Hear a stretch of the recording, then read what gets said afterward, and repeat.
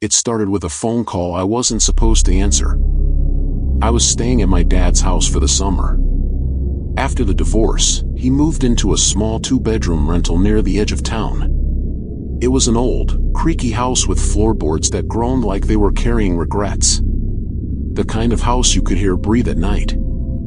I was 13, but not the kind of 13 that believed in ghosts.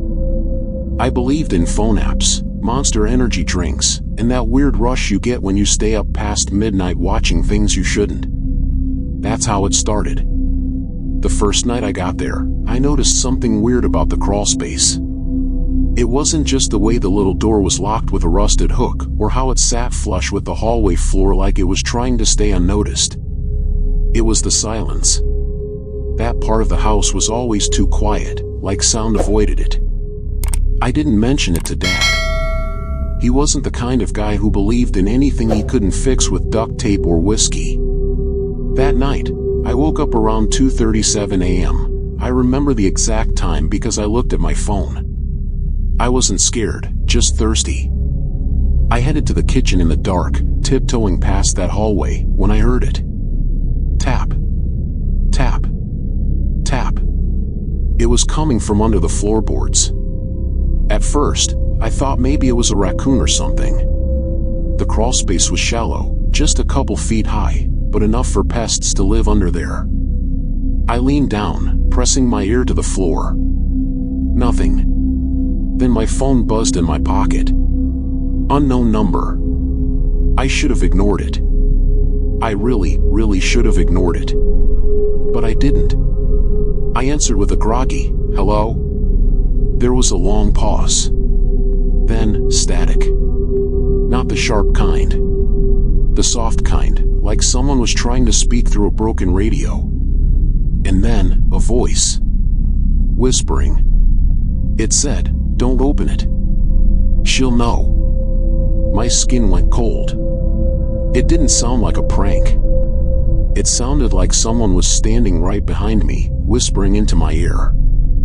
I spun around. No one there. I didn't sleep that night. The next day, I asked my dad about the crawlspace. He was in the garage fixing the lawnmower, hands covered in grease. Old house. That thing's been sealed for years. Mold or asbestos or some crap. Just don't mess with it, okay? I nodded, but the words stuck with me. She'll know. That night, I locked my bedroom door. Not because I thought someone would come in, but because I didn't trust the floor. At exactly 2:37 a.m., my phone rang again. Same unknown number. Same cold feeling. This time, I didn't answer. I turned the phone off, buried it under my pillow, and tried to sleep. That's when I heard it again. Tap. Tap. Scratch. Tap. Not from below. From the hallway. I pulled the covers over my head, like some kid in a cartoon. But then I heard the soft click of a latch, opening. The crawlspace door. I stayed under the blankets for what felt like hours. Eventually, sleep must have taken me. The next morning, I went to check the hallway. The little door to the crawlspace? Unlatched. Hanging open. There were handprints on the floor around it. Small ones. Like a child's. I told myself it could have been wind. Maybe the lock was loose. Maybe I was sleepwalking. But deep down, I knew I wasn't. Those little handprints haunted me all day. They were smudged in dust, small, as if made by a child no older than 7. 4 fingers and a thumb. But something was off. Each hand had too many joints. I didn't want to tell my dad. He already thought I was soft. So instead, I cleaned them up. Hooked the latch. Pretended it didn't happen. That night, I stayed awake. I lay in bed, staring at the ceiling, earbuds and music on low. Not to sleep. Just to drown out the silence. But at 2:37 a.m., my phone buzzed again. Screen lit up, unknown number. This time, I answered. The whisper returned, louder now. More distorted. Like it was being dragged through water and wires. It said, "She remembers you." I sat up, frozen. "Who are you?" I asked. The line crackled. Then came something that made my heart stop. A girl's voice. Small. Soft. Familiar. She said, "You left me." My breath caught in my throat. I dropped the phone. Nope. I wasn't staying another night. I packed my bag, shoved on a hoodie, and walked to the living room. I figured I'd crash on the couch. Leave the lights on. Wait for daylight. But then I noticed something. The door to the hallway, the one that led to the crawl space, wide open. And at the end of it, she was standing there. Just outside the crawl space. A little girl. Hair hanging over her face. Wearing a pink nightgown soaked at the hem like she'd crawled through water and mud. Her head was tilted. Her feet, bare and dirty. I didn't breathe. Couldn't. And then she whispered, not from her mouth, but inside my head. I remember the closet. I remember the box. You shut the door. I turned and ran straight into the coffee table, slammed my shin, dropped to the floor. By the time I scrambled up and looked back down the hallway, she was gone. The crawl space door swung shut slowly, like it had never been open. I didn't sleep. I didn't blink. When my dad woke up, I told him everything. About the calls. The handprints. The girl. He didn't laugh. He didn't get mad. He just stared at me, pale. Then he said something I didn't expect. "I was hoping you wouldn't remember." "What?" I said. He rubbed his face. "You were 4. Maybe 5. It was before the divorce." "Dad, what are you talking about?" "There was an accident," he said. "You and your cousin Mariah were playing in the old house. She climbed into the crawl space. You thought it was a game, and you locked her in." My mouth went dry. "You ran off," he continued. "You forgot." Hours passed before we noticed she was missing. By the time we found her, he didn't finish. She was gone. I couldn't speak. "You blocked it out," he whispered. "We never talked about it again." I stood there, shaking. "I didn't mean to," I said. "I know. Why didn't you tell me?" "Because the doctors said it was better that way. You were just a kid." My phone buzzed again. We both looked at it. Unknown number. Again. I answered. "I don't know why." The voice on the other end? Clear this time. No static. No whispers. Just one sentence. "Come back and find me." That afternoon, I stood in the hallway, staring at the crawl space. The same little door. The same rusted hook. But now, I couldn't pretend. She was real. And she was waiting. I don't know what came over me, guilt, fear, something in between, but I went to the garage, grabbed a flashlight, and knelt by the crawl space. My hands trembled as I unlatched the hook. It swung open with a soft click. The air that came out was wrong. It smelled like mildew and copper, thick, old, like it had been trapped for years. I turned on the flashlight. The beam cut through the dust, revealing low beams, cobwebs, and something else. Toys. Scattered across the dirt floor. A doll missing its eyes. A cracked sippy cup. A plastic bracelet half buried in soil. Things I hadn't seen since I was 5. I hesitated. But the voice from the phone echoed in my head. "Come back and find me." So, I climbed in. The space was tight. Barely 2 feet tall. I had to crawl on my stomach, dragging the flashlight in one hand, pulling myself forward with the other. Every inch I moved, the air got colder, heavier. I passed a wooden beam marked with a child's crayon drawing, stick figures. One big, one small, holding hands. I stopped. My breathing felt loud in the stillness. Then, something moved behind me. Not a rat. Not wind. It was a shuffle. Deliberate. I spun around with the light, but saw nothing. Only the entrance behind me, getting smaller. I turned back and kept going. 10 feet in, the tunnel bent slightly to the right. My flashlight flickered. I banged it gently, it steadied. That's when I saw it. A box. Cardboard. Collapsed. Water damaged. I recognized it. It had little pink unicorns on the side. It was Mariah's. I reached out, hand shaking, and lifted the flap. Inside were drawings. Childish scribbles. All the same. A little girl crying in a dark space. Over and over. In one word. Alone. Written in crayon. Repeated dozens of times. Suddenly, a noise. Right in front of me. Scrape. Scrape. Then, breathing. Shallow. Uneven. Wet. I raised the flashlight and froze. She was there. Crawling toward me on her elbows. Face covered in dirt. Hair matted to her cheeks. Eyes wide and milky, but locked on me. And her voice, when it came, was a whisper laced with rage. You left me here. I screamed, kicked backward, tried to turn around, but the crawl space was too tight. She lunged forward. Not fast. Not like a monster.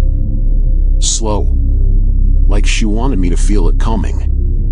I scrambled backward, scraping my elbows, the flashlight clattering beside me.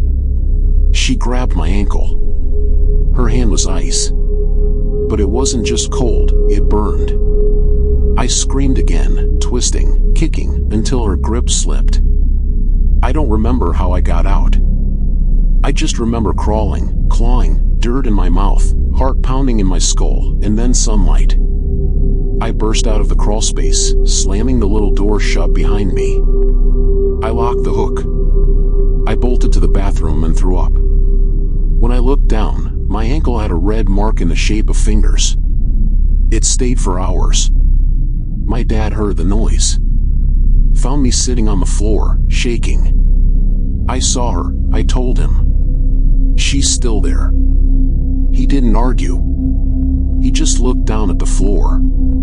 Then he said, she's been waiting a long time. We left that night. Packed everything we could fit into the car. Left the rest. Dad didn't even tell the landlord. We moved in with my aunt 2 towns over. I tried to forget. Again. But she didn't let me. We thought leaving the house would end it. New town. New walls. Fresh start. But ghosts don't care about zip codes. The first night at my aunt's place, I dreamed of the crawl space. But in the dream, I was inside it. Again. Except this time, it was bigger. Endless. The flashlight didn't work. And the dirt moved beneath me, breathing.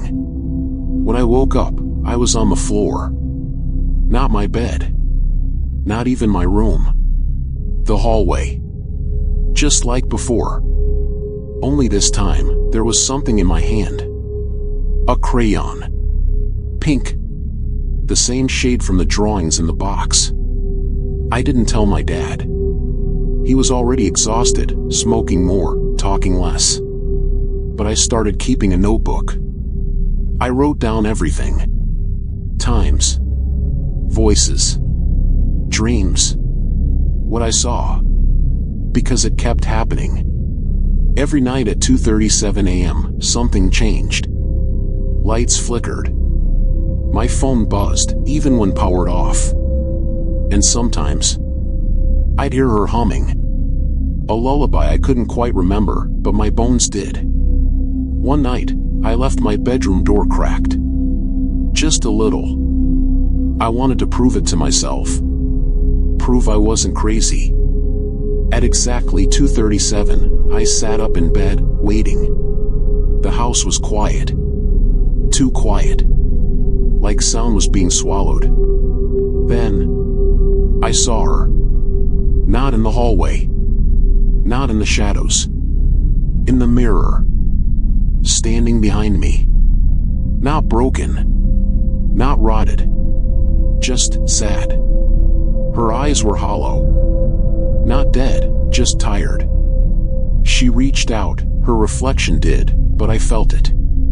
On my shoulder. I turned, gasping, but there was nothing behind me. When I looked back at the mirror, it was empty. But the glass was fogged. A handprint. Pressed from the inside. I started hearing her when I was awake. She'd whisper things only I would know. Childhood memories. Things I'd forgotten. Or tried to. Once, I caught my reflection smiling when I wasn't. And sometimes, I'd find pink crayon marks in places I hadn't touched. Walls. Pillows. My backpack. Always the same word. Remember. One day, while my dad was out, I found a box in the attic. A taped-up old shoebox labeled M. Inside were photos. Me and Mariah. Both 5. Sitting side by side. Grinning with ice cream on our faces. In one photo, the last one, showed the crawlspace. Door open. Mariah crouched just inside. I was standing beside her. Smiling. Holding the lock. I stared at that photo for a long time. My hands wouldn't stop shaking. That night, I didn't lock my door. I didn't fight sleep. I just lay there, waiting. And at 2:37 a.m., she came again. Not crawling. Not whispering. Just standing at the foot of my bed. The air in the room dropped. The window fogged from the inside. And she spoke, clear as day. You locked me away. Now I'll never leave you. I couldn't move. Couldn't breathe. She walked slowly to my side, hair wet, eyes dull. She reached out and touched my chest. Cold rushed through me. Not pain. Not fear. Memory. And in that moment, I remembered everything. The hiding game. Her crying in the dark. Me laughing, not understanding. Then the silence. Hours of it. Her voice begging from beneath the floor. Please, open it. Please. And me, walking away. I didn't mean to. I didn't know. But it didn't matter now. She knew I remembered. And she smiled. Not with joy, but with relief. Then she said, now you can see what it's like. And she vanished. But when I looked around, I wasn't in my bed anymore. I was on the floor. Dirt beneath me. Wooden beams above. No room. No light. No exit. Just me. In the crawl space. I couldn't move. Couldn't scream. The crawl space pressed around me like a coffin made of dirt. There was no light. No air. Just the sound of my own breath echoing off the walls, shallow and fast. And then, the whisper returned. But not from behind. From inside me.